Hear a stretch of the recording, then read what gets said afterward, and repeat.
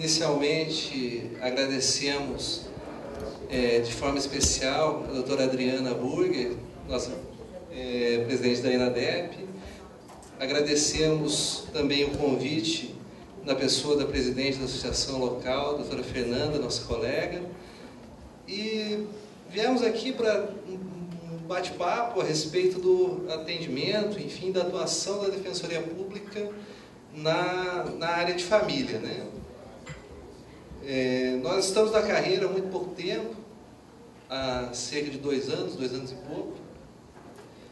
Como a colega destacou aqui, não é o nosso foco de estudo, né, do ponto de vista acadêmico, mas a partir das contingências da carreira, a gente acabou indo para a área de família e a partir disso tentando desenvolver uma personalidade própria da Defensoria Pública nessa temática que um pouco renegada, de certo modo, que toca a reflexão de atuação, mas que atende, enfim, que é o carro-chefe, de certo modo, em termos de busca de atendimento no Rio Grande do Sul e acredito que também nos outros estados.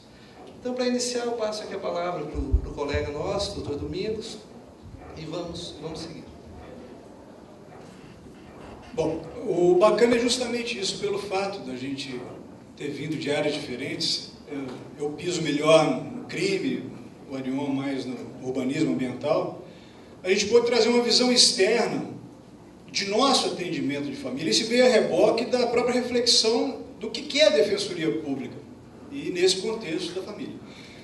E para emendar os discursos, aproveitando o que disse o doutor Alexandre, é bom dizer que o que a gente vai falar aqui é mais ou menos o que ele estava dizendo, a questão de interação. A gente vive em sociedade, a gente tem que pensar no sujeito inserido numa sociedade que é regida por uma lei. E como a Defensoria Pública vai se inserir nesse contexto? Eu acho que pouco se pensa a respeito disso, justamente porque a gente vem repetindo aquele ensino, me valendo das palavras também do doutor Alexandre, McDonaldizado, né? Prêt-à-porter, aquilo pronto para uso que a gente vê em manuais de cursinho, até para ser aprovado em concurso. A gente está preso no dogma, em síntese é isso. E o dogma quem faz são justamente aqueles aos quais não assistimos. Quem faz os dogmas são os donos do poder. A gente trabalha para o outro lado, né? A gente trabalha para aqueles que sempre foram marginalizados por esse dono do poder. E quando a gente traz esse discurso nosso, que se materializa num livro que está à disposição lá fora, a gente vem trazer justamente isso. A gente estuda para os concursos a partir de manuais que vão se perder na exegese. Todo mundo chega sabendo toda a legislação de registro da Defensoria Pública. Mas o que estamos fazendo enquanto defensores públicos, ao que nos parece pouco pensamos. E talvez isso seja o mais importante, não só para quem ingressa, mas para quem se mantém enquanto defensor público. Para a gente ter tesão no que faz, enquanto defensores públicos, a gente tem que saber em que sentido trabalhamos, onde que a gente pisa, né?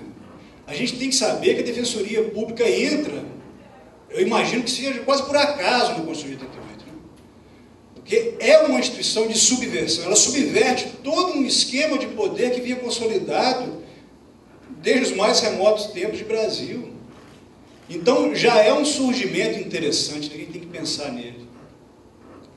A gente surge já para subverter, já subvertendo todo um esquema de relações de poder, e a gente tem que estar consciente desse papel.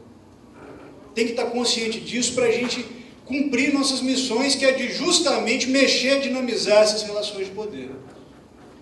Então, a gente tem que atuar enquanto defensores públicos pensando numa história colonizada que a gente tem no Brasil.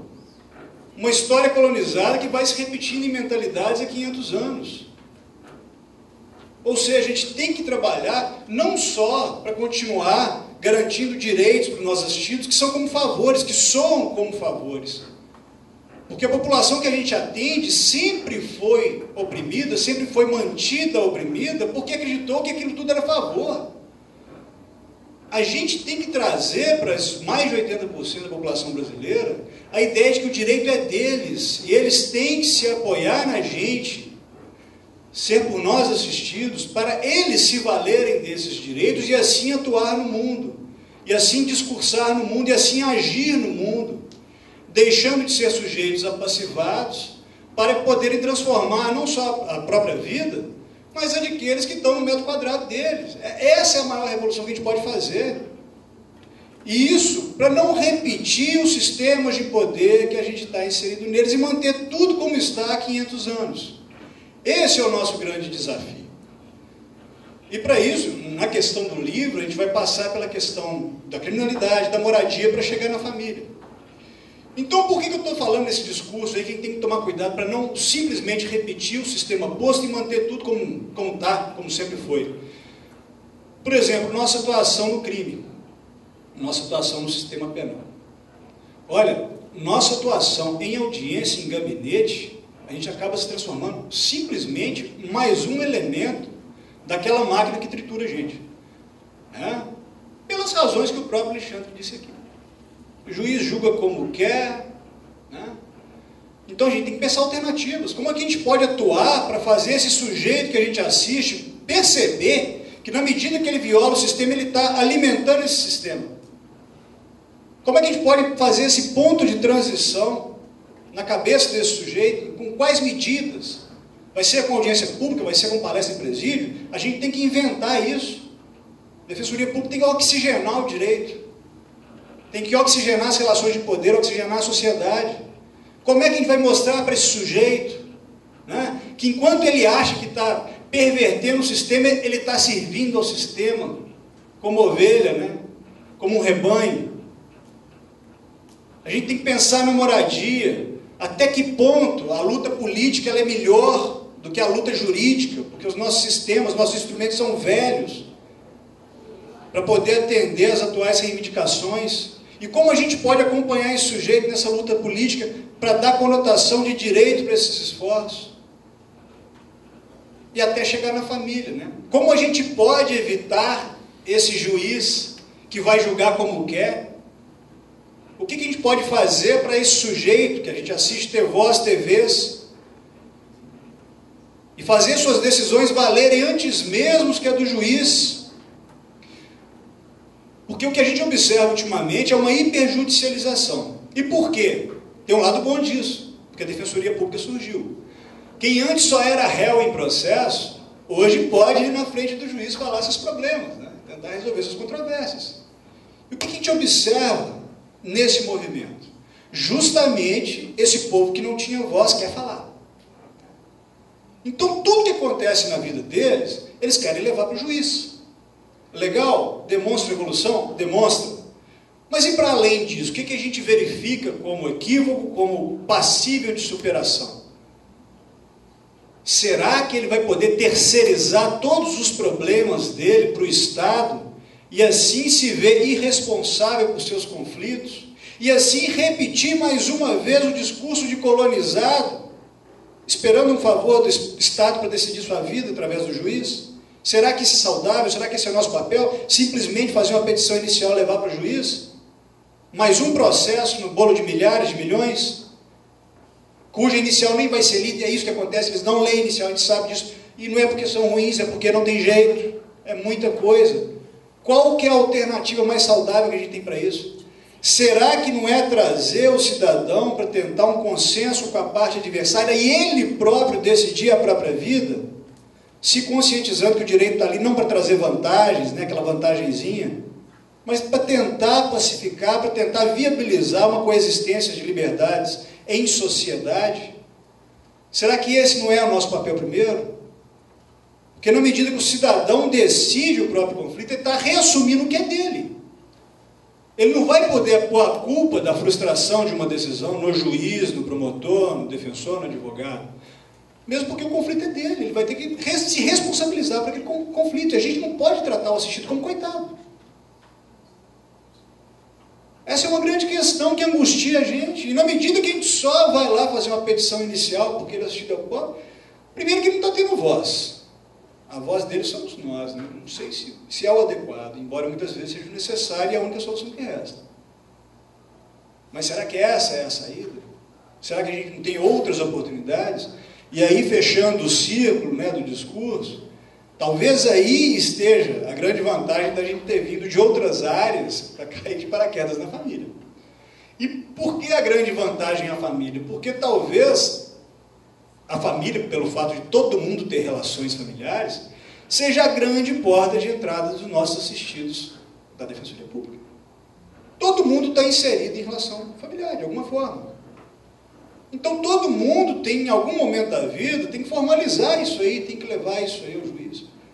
Então, eles vão vir por nós mesmos, que estamos na família, por todos nós. Principalmente pela porta das famílias.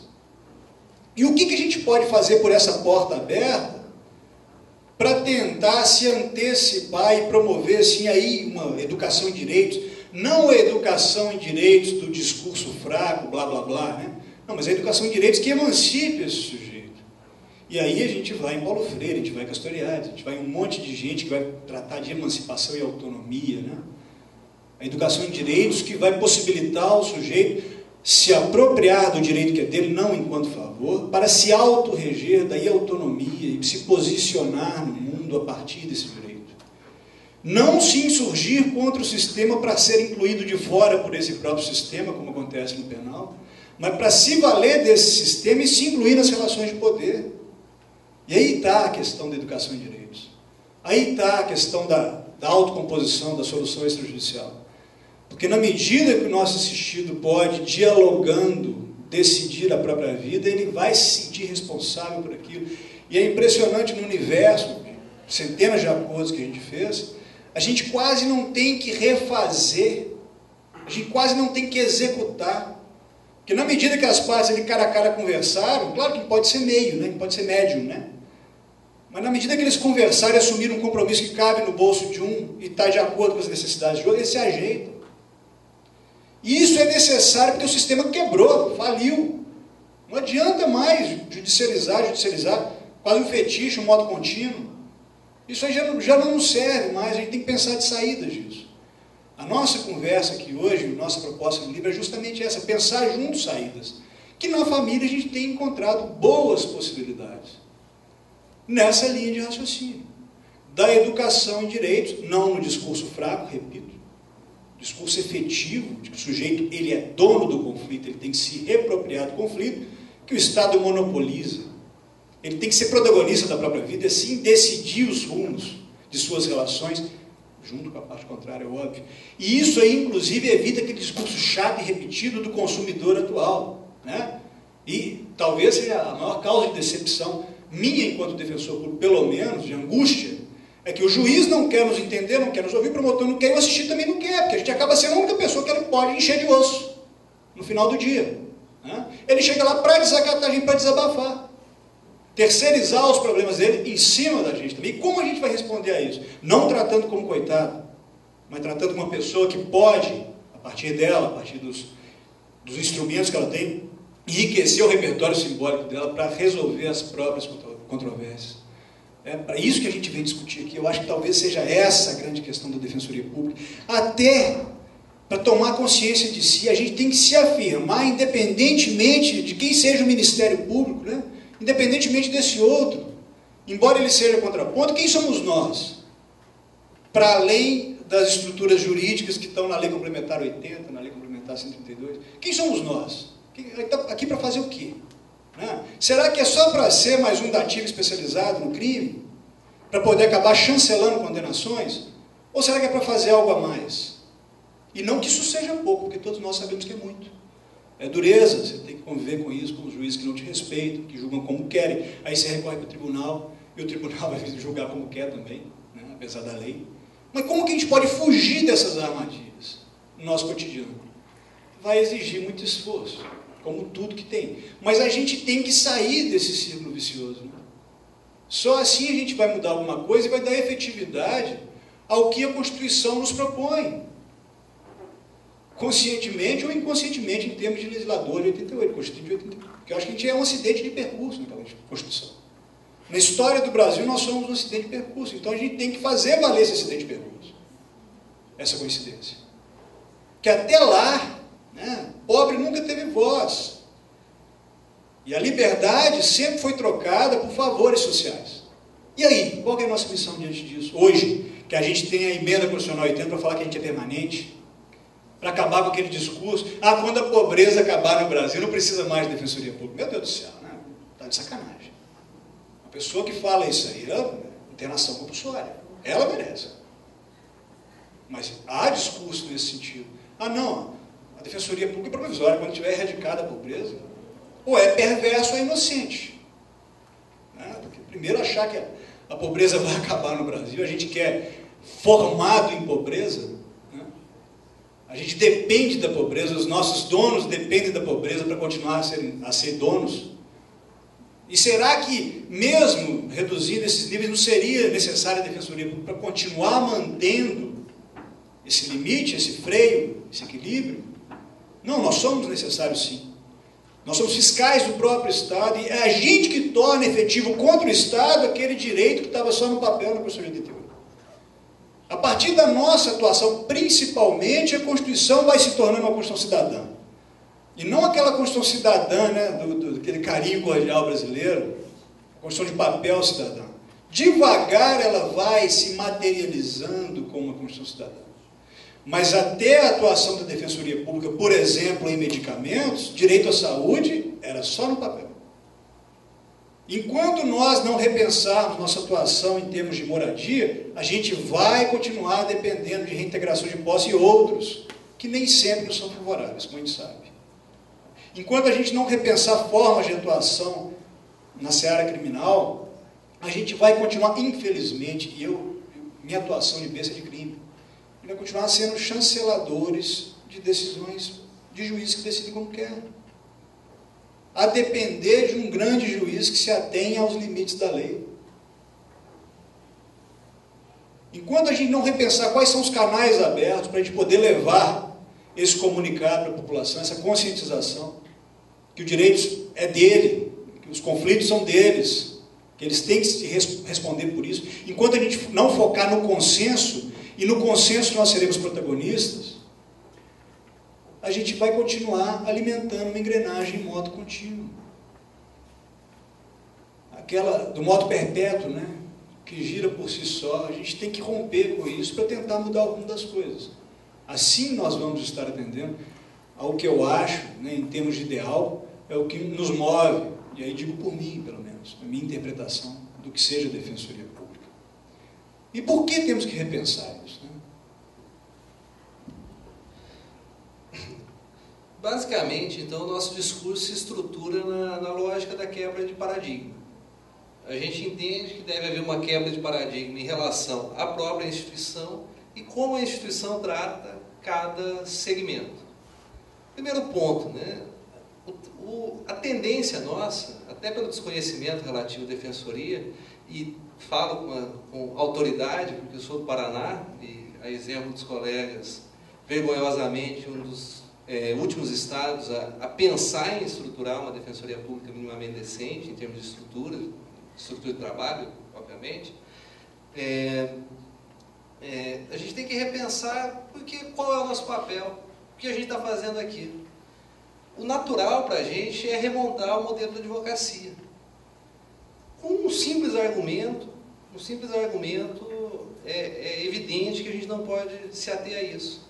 Nós temos que atender potencialmente 83% da população apenas sob o viés econômico. A advocacia historicamente se concentrou nos outros 17.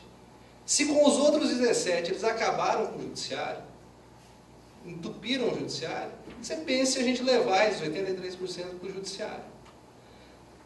Então, na realidade, o pobre, em termos claros, sempre esteve alijado do sistema jurídico. E a gente não pode tratar ele da mesma forma, conduzir para o mesmo lugar que estourou com o Poder Judiciário. A gente tem que perceber que o ordenamento jurídico não é preparado para o pobre. Os colegas que estão aqui sabem muito bem, os que já trabalharam na família, por exemplo, que você não tem como partilhar, do ponto de vista litigioso, uma casa de invasão. O que você vai fazer? As pessoas não querem dividir, não querem vender, não querem pagar o outro. O que tu vai fazer? O sujeito não quer visitar a filha. O que tu vai fazer? Qual é a solução jurídica para isso? Então a gente tem que descolar também da ideia de que o jurídico vai conseguir dar respostas a todas as demandas. As demandas, elas são de natureza social e política. O direito tenta se meter para dar uma força. Tem coisas que resolvem. tem coisa que não resolve. Então, eu até conversava há pouco com a Caroline e comentava disso. A minha ideia da família também era a ideia que a maioria de vocês provavelmente tem. Família não é muito jurídico, é igual direito de trabalho, né? Direito de trabalho é um balcãozão, né? Essa é a visão que se tem. Né?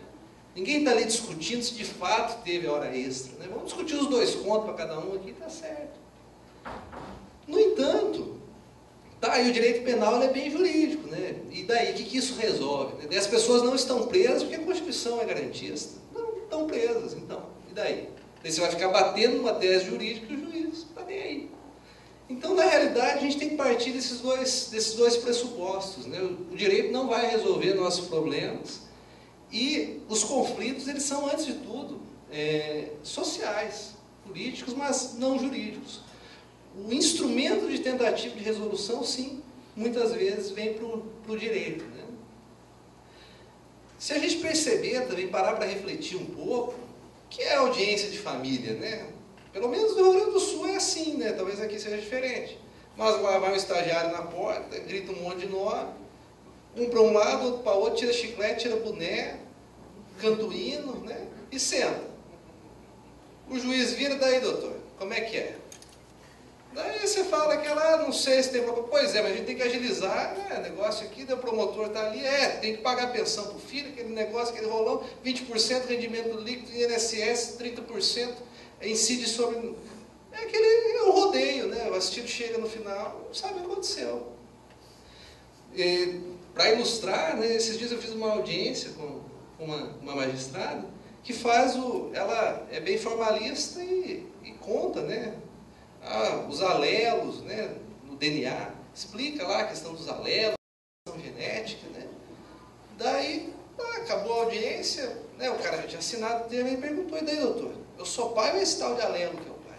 Né? É isso aí, o cara não sabe o que está acontecendo. Ele acha que o alelo é o pai. Então, a grande questão é essa, né? A gente perceber que o jurídico, no sentido tradicional, ele é insuficiente. Ele é um teatrão que o assistido ali não está sabendo o que está acontecendo, ninguém está contando para ele a história. Então a gente tem que superar isso. Tem que superar a ideia também de que nós somos advogados. Nós não somos advogados, nós somos defensores públicos.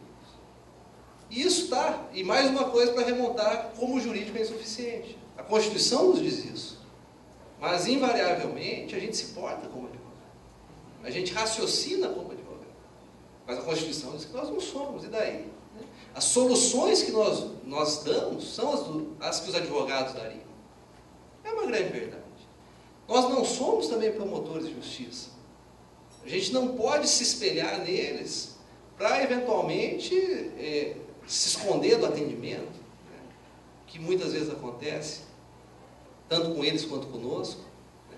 Nós somos uma instituição que tem que ter um perfil próprio, um perfil que se construa a partir das circunstâncias concretas. Enfim, não dá para se ter um modelo. Esse modelo tem que ser construído. Esse é o grande ponto. Porque na medida também que nós construímos um modelo, a gente deixa de ser substituível. Enquanto a gente simplesmente é um advogado dativo, estável, a gente é substituído pelo advogado dativo não estável. A partir do momento que a gente extrapola isso, como comentava aqui o colega do Maranhão, tem iniciativas diferenciadas que a advocacia no modelo dativo não tem como fazer, porque é um modelo de atendimento judicial, um atendimento para casos específicos, a gente se distingue. No momento que se distingue, a gente se torna de fato, e não apenas de direito, permanente e essencial. Então a gente tem que perceber isso. Então, o que nós falamos aqui é a partir da nossa experiência concreta. Hoje, cada um de nós titularizamos as defensorias com atribuição em família, em Caxias do Sul. Cada um de nós tem 2.000 processos em andamento. Ontem até consultei, para poder dizer com segurança, nós temos 770 pessoas agendadas para o nosso atendimento. Então, se eu for ser o advogado do assistido, que ele vai saber pelo nome, que toda hora que ele quiser falar comigo, eu vou estar lá, meu assistido, a gente não vai conseguir dar conta dessa demanda. Isso não quer dizer que eu tenho que me esconder em meu gabinete, não atender ninguém e deixar o pau comer. Não é isso. Mas a gente tem que pensar de que forma eu vou atender 770 pessoas, fazer 100 audiências por mês e ter uma carga de 100 processos por semana. Sabe? Então, não dá para eu ficar com 20 assistidos. Né? Eu tenho os meus 20 assistidos e eu vou atender meus 20 assistidos. Eu tenho que atender 83% da população. Então, esse é o pressuposto que a gente tem que partir. Ah, e como que a gente vai fazer? Eu não sei. Na família, a gente está implantando um modelo. Tem acertos, tem erros, tem coisas que a gente viu que deu certo, que deram certo, outras não deram. E para cada área você tem que construir. Hoje a gente atende, em outubro a gente está fazendo 1 ano e 1 mês que estamos nessa atribuição. Nós conseguimos atender cerca de 4.000 pessoas, foram ajuizadas 2.600 iniciais, fizemos 400 acordos extrajudiciais, quase 300 contestações, e isso não foi atuando como advogado. Foi atuando como o que nós imaginamos como defensores públicos. Então, o que nos autoriza a dizer isso é uma experiência empírica. Que se cada um de vocês e nós próprios temos críticas. Temos muitas coisas que fazemos que não entendemos que seja adequado. Mas é o que a contingência nos permite. Então, o grande ponto é esse, né? É adequar ao que se é possível do que se espera de nós, né? O primeiro ponto que a gente trabalha com bastante ênfase, né, é a questão da educação em direitos. A educação em direitos, a exemplo, eu tenho um estudo voltado para o ambiental, eu comparo sempre com a educação ambiental. O que é educação ambiental para a gente? É fazer um monte de cartazes, onde se cortaram árvores, fazer o cartaz, e colocar lá, jogue seu lixo no lixo. Recicle os seus copos. Né? Use xícara de vidro e não copo plástico. Isso é educação ambiental para a gente. Mas é um discurso fraco. É algo, tudo bem, tem o seu papel, mas não tem a força que dela se espera. A gente retomando o aspecto jurídico, numa hermenêutica tópica, a nossa legislação prestigia, se a gente for ver o artigo 2º, 3º, 4º, onde estão as nossas atribuições, no artigo 4º da Lei Complementar 80, o referencial nosso de atuação é a solução extrajudicial e a educação em direitos. O que a gente faz com isso? Faz lá uma palestra a cada 2 anos, numa escola, quando alguém convida, dá uma entrevista para o jornal. Não que isso não tenha sua relevância. Só que para uma instituição que tem como missão primordial a educação em direitos, me parece pouco. Tá, mas como que a gente vai fazer isso? Não sei. Primeiro a gente tem que encontrar o que é educação em direitos. Educação em direitos é eu ir na rádio e falar, olha, todo mundo que ficou na fila de banco por mais de 2 horas tem direito de dano moral. Mas tem uns juízes que não dão, mas dá para tentar. Isso é educação em direitos? Eu ir numa escola e falar para um monte de criança que não tem pai, ir lá falar, sei lá do que, sabe? Então a gente tem que refletir sobre o que é educação em direitos.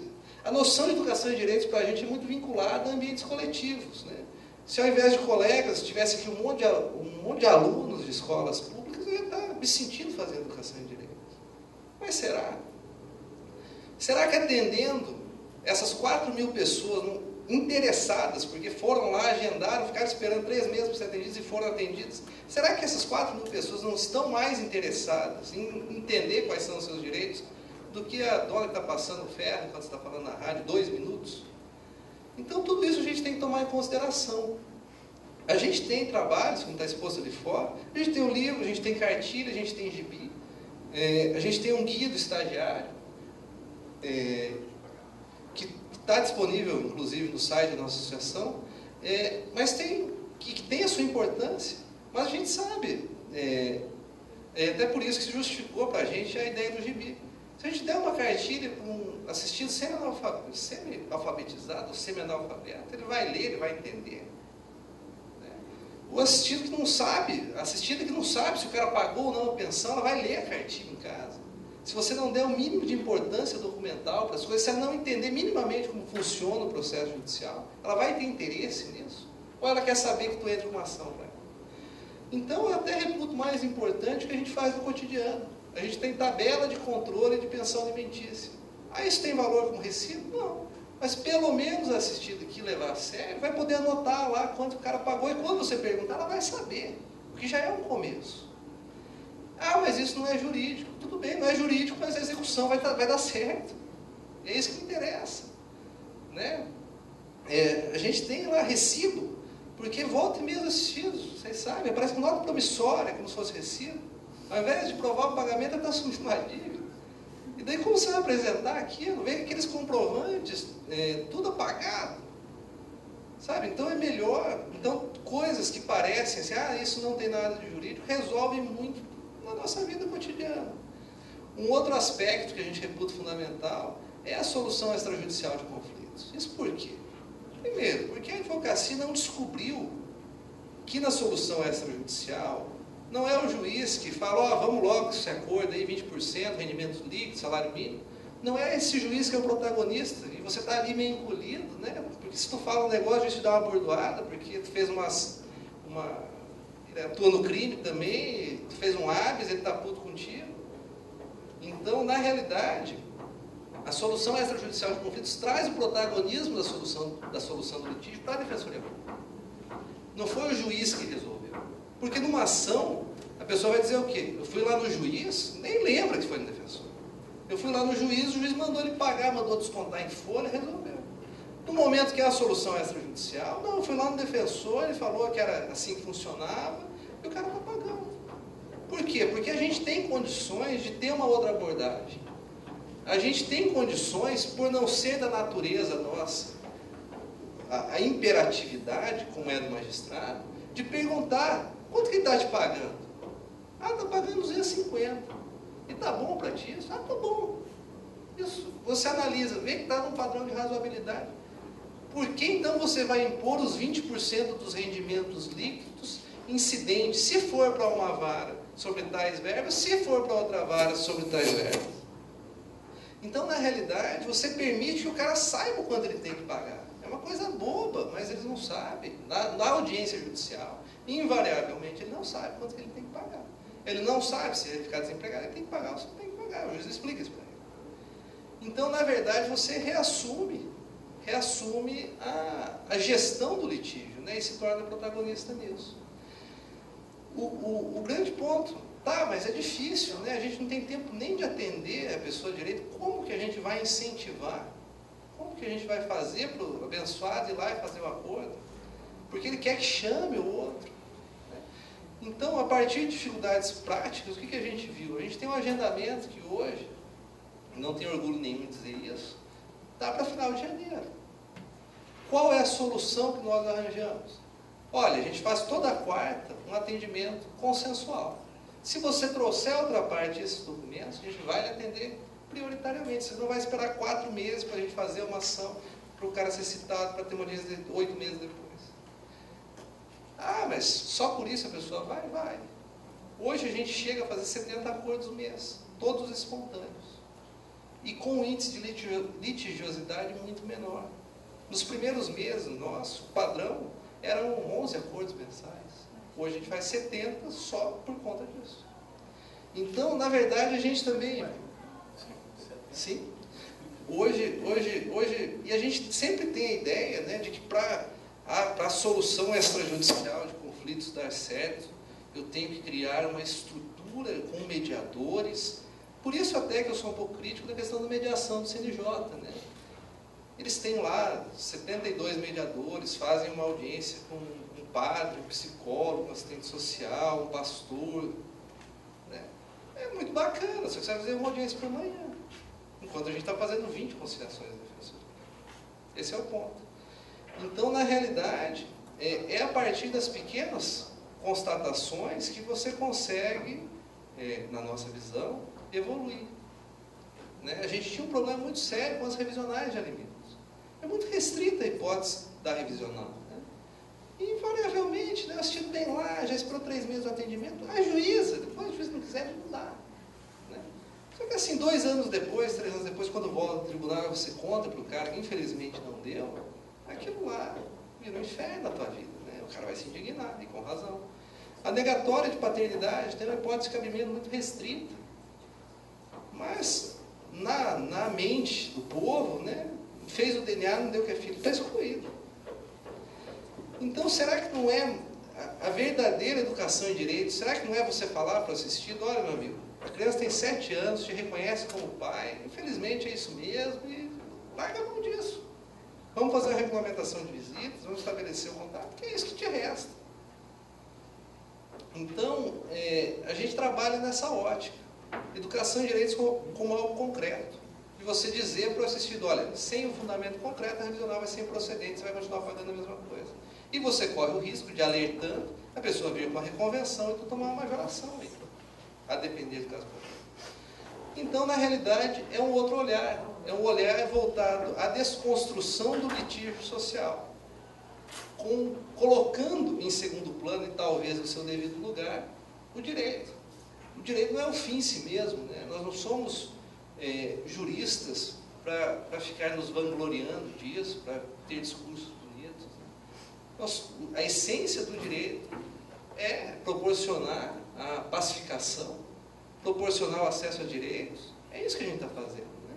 Se cria até um fetiche, né? Em relação a todo o sistema de justiça, mas concretamente a gente está aí para isso.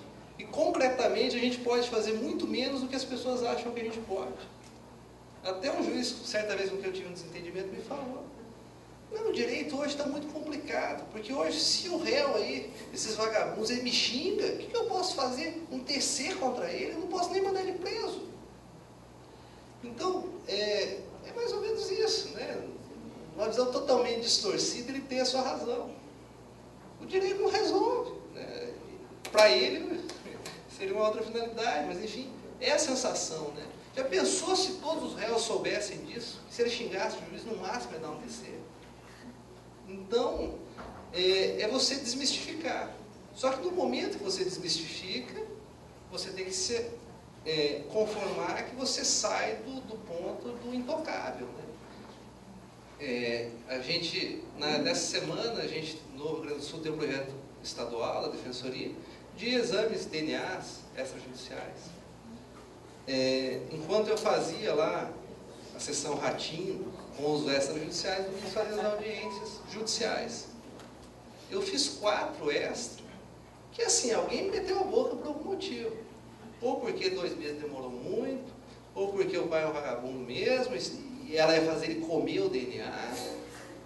E na dele ele fez 20 que não aconteceu nada. Eu fiquei pensando, por que esse pessoal vem aqui, quebra o pau, e lá na audiência judicial está todo mundo, né, sereno. Por quê? Porque ali, de certa forma, eles se sentem menos intimidados. E falam que eles têm vontade de falar para o cara.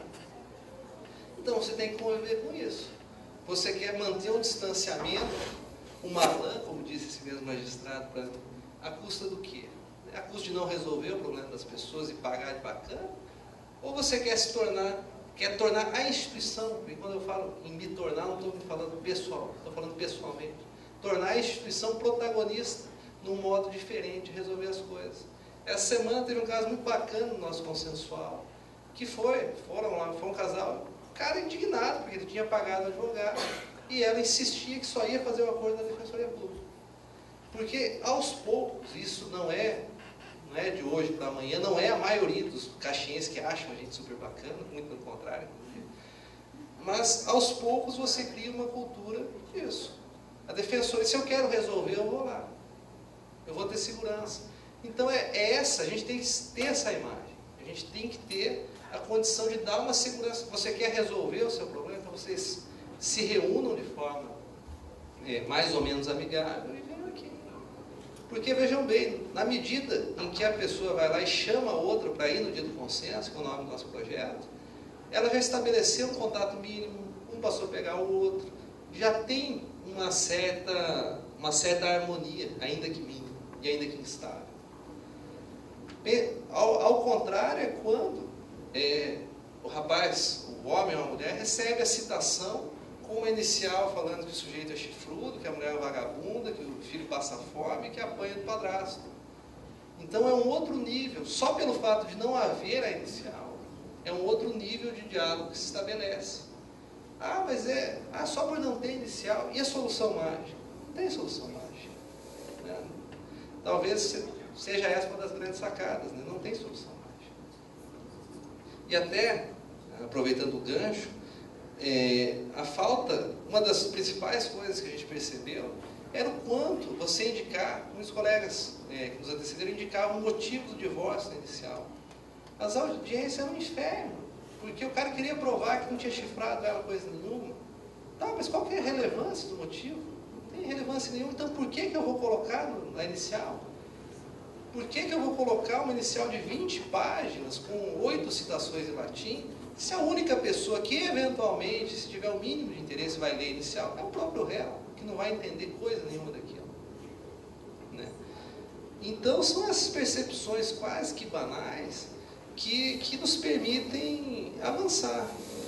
Da mesma forma que eu vejo a questão da fundamentação jurídica, né? Se a gente pensar, e aí os colegas que ingressaram mais recentemente vão até ter mais claro isso, nós temos o direito de família basicamente duas correntes, né, doutrinárias. Nós temos uma corrente patrimonialista, fundada lá no Código 16, e temos uma corrente afetiva, fundada na construção, principalmente jurisprudencial, a partir da Maria Berenice Dias, Cristiano Chaves de Farias, né, esse pessoal. Só que se a gente observar calmamente, os nossos assistidos eles não se encaixam nem na corrente patrimonialista, porque pura e simplesmente eles não têm patrimônio, e se tem, é em área verde, é em invasão, é o carro financiado, é o apartamento financiado, e até uma coisa, fazendo um parêntese, é uma coisa muito interessante você observar, né? A gente veio dividir um apartamento e um carro. Tá, mas o apartamento está financiado? Tá, tem três prestações pagas. O apartamento financiado 35 anos. E o carro? Ah, o carro está com 2 e está com 7 atrasado, está com 2 repreensão. Então vocês não vieram dividir o patrimônio, vocês vieram dividir as dívidas, né? Então essa é uma constatação assim, muito banal, mas que o cara liga o alerta, atira no negócio, né? E quando ele vê que ele está dividindo dívidas e não em patrimônio, ele quer se livrar do patrimônio, né? Enquanto ele acha que está dividindo patrimônio, ele quer ficar com tudo. Quando ele vê que ele só tem dívida, ele quer tacar para o outro. Então isso facilita o acordo. Mas retomando, a gente não enquadra os nossos assistidos numa fundamentação patrimonial e também não enquadra na afetiva. É triste constatar, mas a questão do afeto enquanto fundamento do direito de família é uma construção recente e que se destina, não vamos ser inocentes, a justificar a união afetiva, tem seu mérito por isso, dá uma abertura nesse ponto para a gente, inclusive, enfim, justificar juridicamente, construir juridicamente o reconhecimento de famílias não tradicionais, não típicas. Mas, por outro lado, não há, dentre nossos assistidos, e o Domingos pode explicar melhor essa questão, relações de afeto sofisticadas. Por quê? Vamos pensar nisso, porque parece uma grosseria, né? Se a gente pensar há 50 anos, ninguém tinha filho porque ia nascer o príncipe, né? Tinha filho porque precisava ajudar na lavoura, porque precisava ajudar no trabalho. Então, essa questão do afeto na sociedade ela é recente. A questão de ter filho, porque é importante ter filho, porque é bacana, é algo muito recente, né? E isso, naturalmente, avançou a partir do momento que a sociedade foi, ou parte da sociedade foi se liberando das necessidades mais básicas. Podem ver, a partir do momento que eu não precisava mais ter filho para trabalhar na lavoura, eu posso ter filho porque eu quero ter filho. Só que os nossos assistidos, eles ainda precisam ter filho para trabalhar na lavoura, né? Então eles estão numa realidade que não se insere exatamente nesse contexto. Então a gente tem uma conclusão muito triste, um direito de família que não sustenta juridicamente a convivência de 83% da população, porque o direito não está nem aí para elas, né? Então isso tudo tem que ser percebido, a gente tem que partir desse pressuposto. A gente tem que partir do pressuposto e dizer para o assistido no primeiro dia que, infelizmente, o imóvel na área de invasão, de ocupação, ele não vai ser partilhado se eles não entrarem num jeito partilhado, nem que seja passar um muro no meio.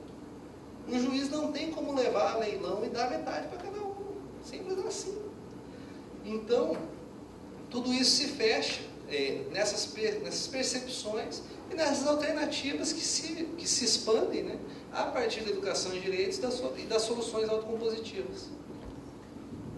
Numa ilustração, né, a Defensoria Pública ela se insere na fissura entre o que são os fatos e o que é o direito.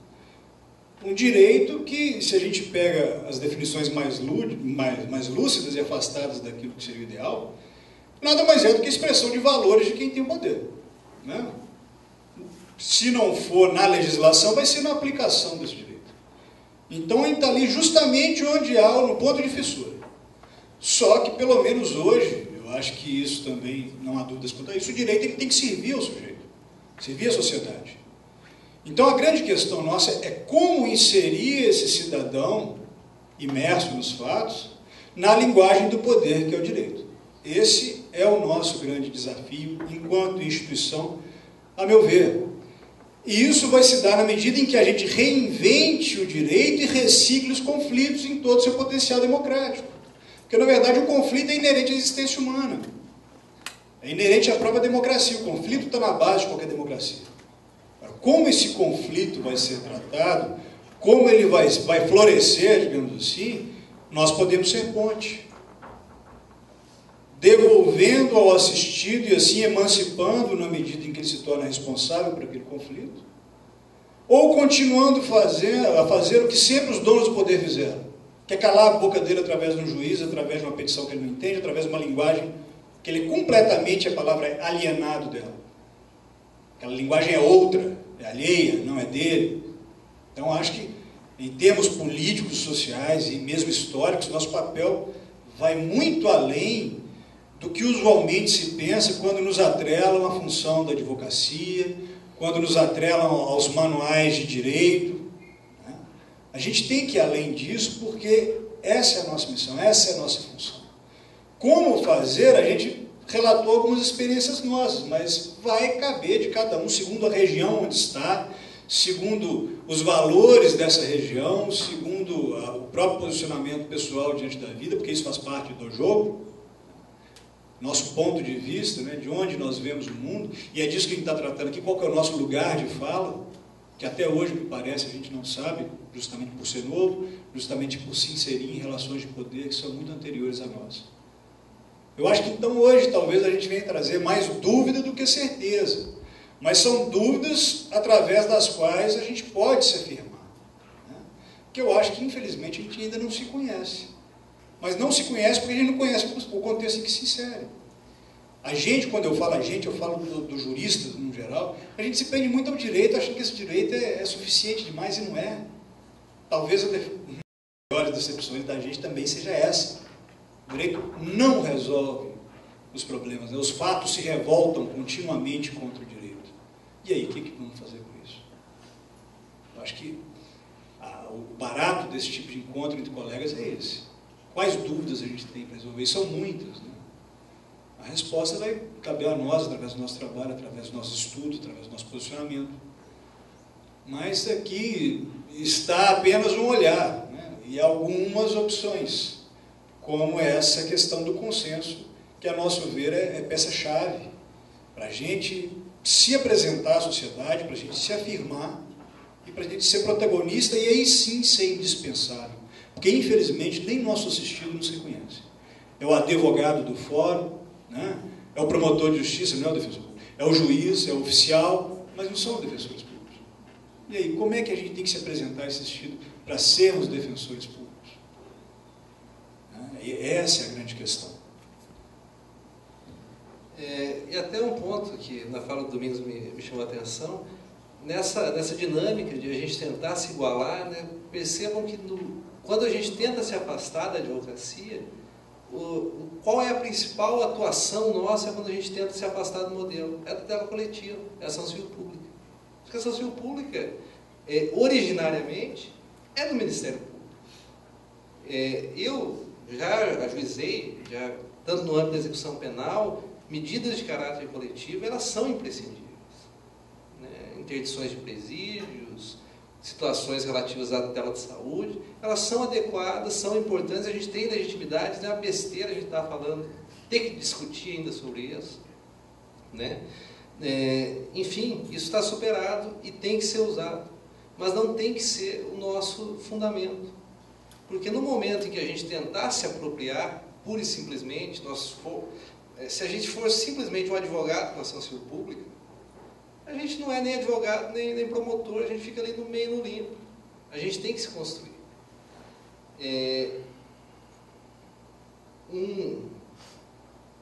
Perdi aqui, até me lembrei agora.